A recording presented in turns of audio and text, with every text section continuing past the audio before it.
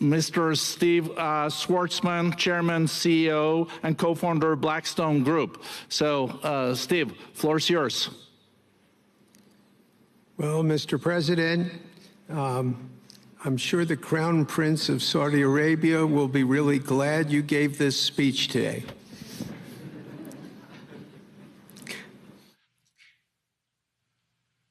You've had the busiest 4 days that anybody can imagine, and congratulations for that. My question is about some of the things I've observed here at Davos. It's a terrific forum. I've met lots of people, as usual. I think I've been here 30 years. And a lot of the European business people have expressed enormous frustration with the regulatory regime in the EU, and they attribute slower growth rates here because of numerous factors, but especially because of regulations. And you've taken a completely different approach in this area. And if you could explain the theory of what you're doing, how you're going to do it, and what you expect the outcome to be, I'd appreciate it. Well, thank you very much, and congratulations, Steve. You're a friend of mine, but on a great career. You have had an amazing career, and it continues. I just want to congratulate you. Very inspirational to a lot of people. I want to talk about the EU, because you mentioned specifically that I've also had a lot of friends and leaders of countries. I've gotten to know them all my first term and a little bit during this period of 4 years, and know them well, like them a lot, but they're very frustrated because of the time everything seems to take to get approved, environmental impact statements for things that you shouldn't even have to do that, and many, many other ways that it takes. And I'm going to give you a quick little example. In the private life, my beautiful private life, before I had all these things happening, the world is a little different. I had a nice, simple life. You knew that. But when I had that simple life, I did projects. And I had a big project in Ireland. And it had to get approval on something that would have made it even better. And I got the approval from Ireland in a period of a week. And it was a very, very, very efficient, good approval. And they informed me, though, the problem is you're going to have to get it from the EU, and we think that'll take 5 to 6 years. And they said, you have to be kidding. And this was before politics.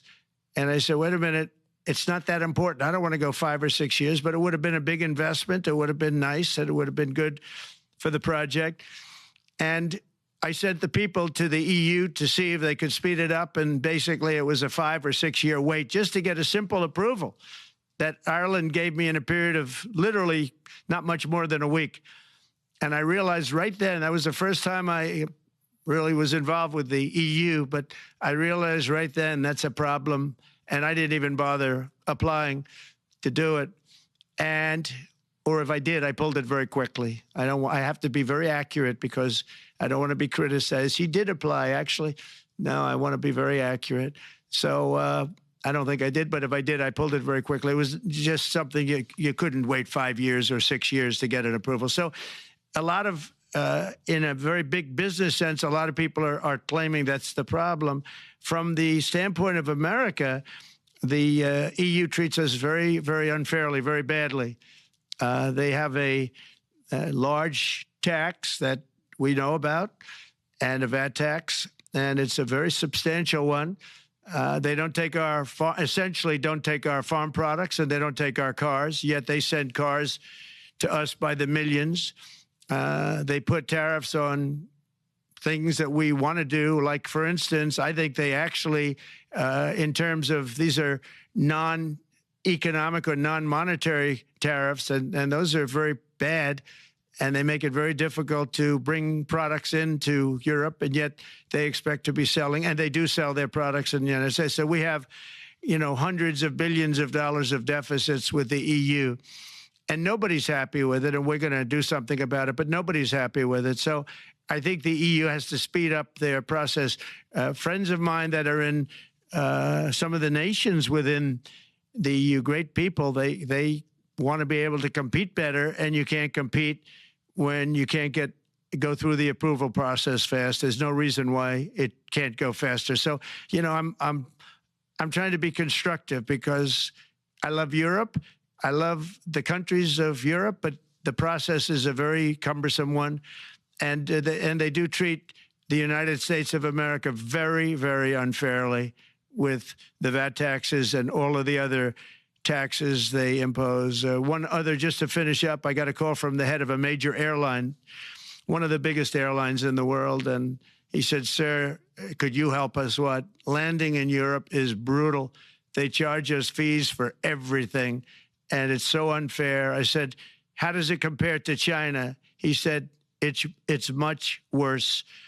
And the other thing, as you know, they took court cases with Apple, and they supposedly won a case that most people didn't think was much of a case. They won 15 or 16 billion from Apple. They won billions from Google. I think they're after Facebook for billions and billions. These are American companies. Whether you like them or not, they're American companies, and they shouldn't be doing that. And that's, as far as I'm concerned, it's a form of taxation. So we have some very big complaints with the EU. Thank you. Thank you very much, Mr. President. We'll now go to one of your friends in the EU, Patrick Pouyanné. He's the chairman and CEO of Total Energies. I guess you have a question ready, Patrick, for the president. Mr. President, as we understand, energy is at the top of your agenda, and it's an honor for me to represent the energy industry tonight in this panel. Total Energies is indeed the fourth largest oil and gas and electricity company in the world. I will not ask you a question about the oil price. It's quite clear what you expect from us. I will go to gas more. And our company is the largest #1 exporter LNG from the US company. We are a strong contributor to, and we invest in a mammoth LNG projects in Texas, $20 billion. It's far from 200, but it's $20 billion. And we contribute with that to security of supply to Europe as we export this LNG to Europe. Some experts fear that if there are too many projects developed in the US on LNG, this could have an inflationary impact on the US domestic gas price. And they recommend a pause on these projects. I would ask you the following question: what are your views about such a pause on investments on LNG in the US? What would happen if you would observe an increased domestic gas price because of these exports? And final question, which is important for Europe: would you agree to guarantee security of supply of US LNG to Europe? Well, in the last part of your question, yes, I would. I would make sure that you get it. If we make a deal, we make a deal, you'll get it. Because a lot of people do have that problem. They make a deal and then it can't get supplied because of war-type problems and other problems. So we would absolutely do that. LNG is very interesting because when I took office for the first term, one of the first things I looked at was there were two very massive plants in Louisiana, a state that has been very good to me, won it by many, many points. And I felt strongly indebted to it, actually. And they said there are two plants that have been under environmental consideration for more than 10 years. And they were costing, as you say, you know how expensive those plants are, but they were costing like 12 billion and I think 14 or 15 billion, but they couldn't get their permits. They were in review for years, many, many years, like a decade or more. And I said, so ridiculous. I know so much about that because in the construction industry, I had to go through it too, but I got good at it after a while. But I saw the projects, and you're talking about a total investment of 25 to $30 billion, and it looked like it was going to end. They couldn't get their permits, and I got them done in less than a week. It was done, completed. In fact, when they called them to announce that it was done, the countries, largely countries, Japan was involved and another country and some very big investors, they couldn't believe it. They actually couldn't believe it. And I said, just do yourself one favor. Don't pay any consultants, because the only one that got it done was me. I got it done because it was the right thing to do for the U.S. and for the world, but the consultants had nothing to do with it. You know, the consultants go in and they say, give us millions of dollars because Trump did it. Nobody called me about it. I just heard it was a problem for years. And I got it done because it was the right thing to do for the U.S. and the right thing to do for beyond. It had to do with energy, very important. So I think it's very important. I think I disagree with one. I think the more that you do, the lower the price is going to go. And what I'd like to see is rapid approvals. We're going to give very rapid approvals in the United States, like with the AI plants, talking to many people want to build them. That's going to be a very big thing. We're going to build electric generating facilities. They are going to build. I'm going to get them the approval. Under emergency declaration, I can get the approvals done myself without having to go through years of waiting. And the big problem is we need double the energy we currently have in the United States. Can you imagine? For AI to really be as big as we want to have it, because it's a very competitive, it'll be very competitive with China and others. So I'm going to give emergency declarations so that they can start building them almost immediately. And I think it was largely my idea because nobody thought this was possible. It wasn't that they were not smart, because they're the smartest. But I told them that what I want you to do is build your electric generating plant right next to your plant as a separate building, connected. And they said, wow, you're kidding. And I said, no, I'm not kidding. You don't have to hook into the grid, which is old and, could be taken out. If it's taken out, they wouldn't have any way to get any electricity. So we are going to allow them to go on a very rapid basis to build their plant, build the electric generating plant. They can fuel it with anything they want, and they may have coal as a backup, good, clean coal, If there were a problem with a pipe coming in, as an example, you're going with gas, oil or gas, and a pipe gets blown up or for some reason doesn't work, there are some companies in the U.S. that have coal sitting right by the plant so that if there's an emergency, they can go to that short-term basis and use our very clean coal. So that's something else that a lot of people didn't even know about, but nothing can destroy coal, not the weather, not a bomb, nothing. It might make it a little smaller, might make it a little different shape, but coal is very strong as a backup. It's a great backup to have that facility, and it wouldn't cost much more money. And we have more coal than anybody. We also have more oil and gas than anybody. So we're going to make it so that the plants will have their own electric generating facilities attached right to their plant. They don't have to worry about a utility. They don't have to worry about anything. And we're going to get very rapid approvals. Thank you. Thank you so much, Mr. President. We'll now go to another CEO that you know very well, Brian Moynihan, the CEO and chair of Bank of America. Good afternoon, Mr. President, and congratulations, and obviously an eventful week for you and your family. If you remember 5 years ago, you came here and we walked among 150 CEOs from all over the world, and you engaged with them about your policies and your procedures. This year, you're not here, and yet this week was eventful from the orders that you mentioned earlier, literally a wave of orders coming out on immigration, on trade, and many other matters. And so, as a representative of the United States here, we got a lot of questions about what does all this mean and how would the president square this with his clear focus on growth, prosperity, market growth, stock market growth, a good bond market, and bringing down prices. So how do you think about the impact of all these orders and how fast they come out, and how you're going to balance them with that scorecard of being successful in both continuing GDP growth, bringing down inflation, and also having a good stock price appreciation for the American citizen? Well, I think it's going to actually bring down inflation.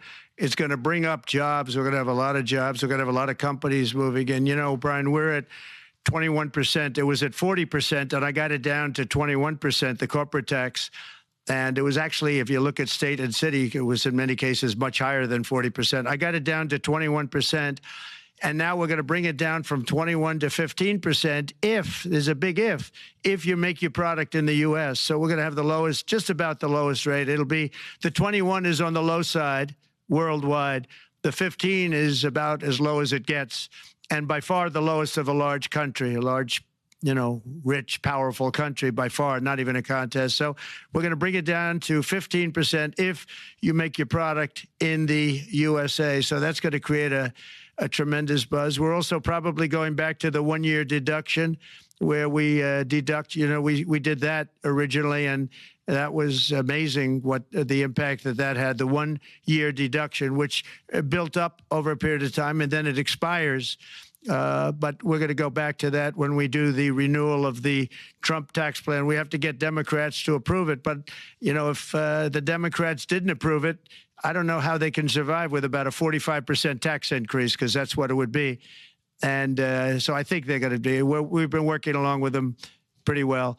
I think it's very hard for a political group to say, let's charge people 45% more. So I think we're in good shape. But we're actually doing a reduction for business and small businesses where you're going to bring it down to 15%, which is really something. And by the way, speaking of you, and you've done a fantastic job, but I hope you start opening your bank to conservatives, because many conservatives complain that the banks are not allowing them to do business within the bank. And that included a place called Bank of America. They don't take conservative business. And I don't know if the regulators mandated that because of Biden or what, but you and Jamie and everybody, I hope you're going to open your banks to conservatives, because what you're doing is wrong.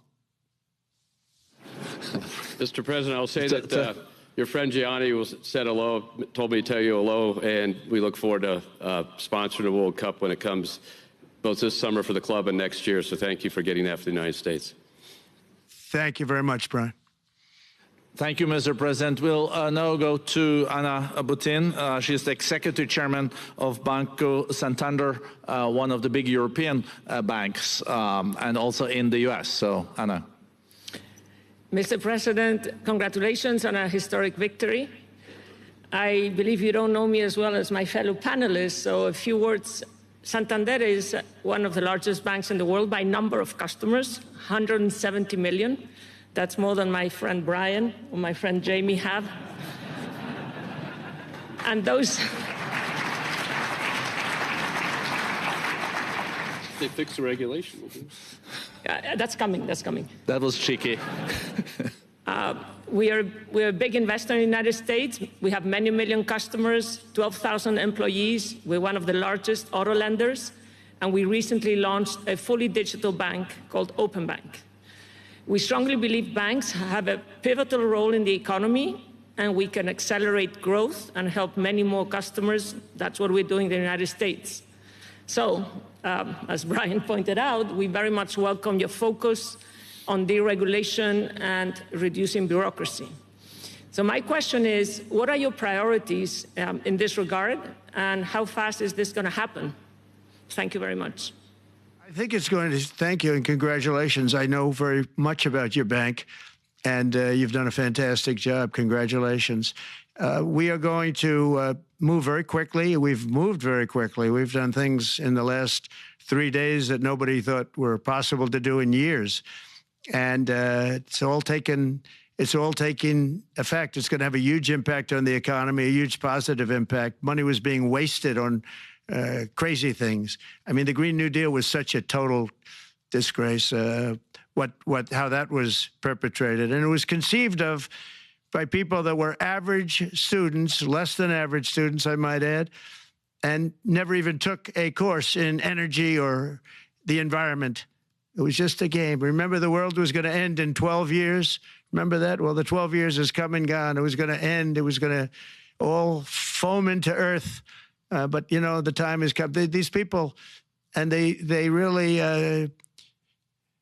scared the Democrats large. I can't say the Republicans. The Republicans maybe could have fought harder to stop it, but it's been a tremendous waste of money. You know, during my 4 years, we had the cleanest air, we had the cleanest water, and yet we had the most productive economy in the history of our country. We had the most productive economy. Until COVID came, we had the most productive in the history of our country by far. and actually you can look worldwide. We were beating everybody from China to everybody else. So, and we think we really now, with what we have learned and all of the other things that have taken place, we think we can even far surpass that, actually far, far surpass it. But we do, one thing we're going to be demanding is we're going to be demanding respect from other nations. Canada, we have a tremendous deficit with Canada. We're not going to have that anymore. We can't do it. I don't know if it's good for them. As you probably know, I say you can always become a state. And if you're a state, we won't have a deficit. We won't have to tariff you, et cetera, et cetera. But Canada has been very tough to deal with over the years. And it's not fair that we should have a $200 billion or $250 billion deficit. We don't need them to make our cars, and they make a lot of them. We don't need their lumber because we have our own forests, et cetera, et cetera. We don't need their oil and gas. We have more than anybody. So, just as an example, with Mexico, we're dealing with Mexico, I think, very well. And we're just, we just want to be treated fairly with other nations, because there's hardly a nation in the world, and I blame this on us, and I blame it on politicians that, for some reason, mostly it's stupidity, but you could also say other reasons, but mostly stupidity. They've allowed other nations to take advantage of the U.S., and we can't allow that to happen anymore. We have debt. It's a very small debt when you compare it to the value of the assets that we have, but we don't want to do that. We want to just have debt be obliterated, and we'll be able to do that fairly rapidly. And a lot of good things are going to happen. And honestly, good things are going to happen for the world, and good things are going to happen for the people that are dealing with us, allies and beyond allies. One thing very important, I really would like to be able to meet with President Putin soon and get that war ended. And that's not from the standpoint of economy or anything else. It's from the standpoint of millions of lives are being wasted. Beautiful young people are being shot in the battlefield. The bullet, very flat land, as I said, and the bullet goes, there's no hiding. And a bullet, the only thing going to stop the bullet is a human body. And you have to see, I've seen pictures of what's taken place. It's a carnage, and we really have to stop that war. That war is horrible. And I'm not talking economy. I'm not talking economics. I'm not talking about natural resource. I'm just talking about there's so many young people being killed in this war, and that's not including the people that have been killed as the cities are being, knocked down building by building. So we really should get that stopped. Likewise, in the Middle East, I think we've made a lot of progress in the Middle East, and I think that's gonna come along pretty well. Thank you. Thank you, Mr. President. We know that the most consequential relationship in the world is between the U.S. and China. U.S. 28% of the global economy, China close to 20%. That's almost half of the global GDP. And we know that you called President Xi Jinping last Friday. We heard that you had a good discussion. How do you see the relationship between the U.S. and China in the next 4 years under your leadership? He called me, but I see it very good. I think that we're going to have a very good relationship. All we want is fairness. We just want a level playing field. We don't want to take advantage. We've been having massive deficits with China. Biden allowed it to get out of hand. He's $1.1 trillion deficit. It's ridiculous. And it's just an unfair relationship. And we have to make it just fair. We don't have to make it phenomenal. We have to make it a fair relationship. Right now, it's not a fair relationship. The deficit is massive, as it is with other countries, a lot of Asian countries, actually. But we have deficits that are very big, and we can't keep doing that. So we're not going to keep doing that. But I like President Xi very much. I've always liked him. We always had a very good relationship. It was very strained with COVID coming out of Wuhan. Obviously, that strained it. I'm sure it strained it with a lot of people, but that strained our relationship. But we always had a great relationship, I would say, and we look forward to doing very well with China and getting along with China. Hopefully, China can help us stop the war with, in particular, Russia, Ukraine. And they have a great deal of power over that situation. And we'll work with them. And I mentioned that during our phone conversation with President Xi. And hopefully we could work together and get that stopped. We'd like to see denuclearization. In fact, with President Putin, prior to an election result, which was frankly ridiculous, we were talking about denuclearization of our two countries, and China would have come along. China has a much smaller right now nuclear armament than us, or field than us, but they're going to be catching it at some point over the next 4 or 5 years. And I will tell you that President Putin really liked the idea of cutting way back on nuclear. And I think the rest of the world, we would have gotten them to follow. And China would have come along too. China also liked it. Tremendous amounts of money are being spent on nuclear. And the destructive capability is something that we don't even want to talk about today because you don't want to hear it. It's too depressing. So we want to see if we can denuclearize, and I think that's very possible. And I can tell you that President Putin wanted to do it. He and I wanted to do it. We had a good conversation with China. They would have been involved, and that would have been an unbelievable thing for the planet. Mr. President, when you're back here in Davos next year, will there be then a peace agreement with Ukraine and Russia by then? Well, you're going to have to ask Russia. Ukraine is ready to make a deal. Just so you understand, this is a war that should have never started. If I were president, it would never have started. This is a war that should have never, ever been started. And it wasn't started during there was never even talk about it. I knew that it was the apple of President Putin's eye, but I also knew that there was no way he was going in, and he wasn't going to go in. And then when I was out, bad things happened, bad things were said, a lot of stupidity all around, and you end up with what you have. Now you have all these bombed out cities. They look like demolition sites with many people killed. I think the thing that you'll see about Ukraine is that far more people have died than is being reported. And I've seen that. But far, far more people have died. When you look at a city that's become a demolition site where big buildings have been collapsed by missiles hitting them and everything else, and they say one person was slightly injured. No, many people were killed. Those are big buildings. I was surprised at how that was my business. These are buildings that go 2 and 3 blocks long. They're 20 stories high. They're big, powerful buildings, and they were knocked down, and there were a lot of people in those buildings that announced that 2 people were injured. That's not true. So I think you're going to find that there were many more people killed in Ukraine in the Ukraine war than anybody has any idea. But if you look now, so many of the people being killed are soldiers just facing each other with guns, rifles, and drones, the new form of warfare, drones. And it's a very sad thing to see. And when you see pictures of the fields that I see, nobody wants to see it. You'll never be the same. Thank you very much, Mr. President, on behalf of all the 3,000 participants here in Davos. We really underline that joining us the 3rd day in your presidency, live taking questions here is so appreciated, and we are already ready for receiving you next year in person. So thank you very much, and all the best from Davos. Thank you. Thank you very much.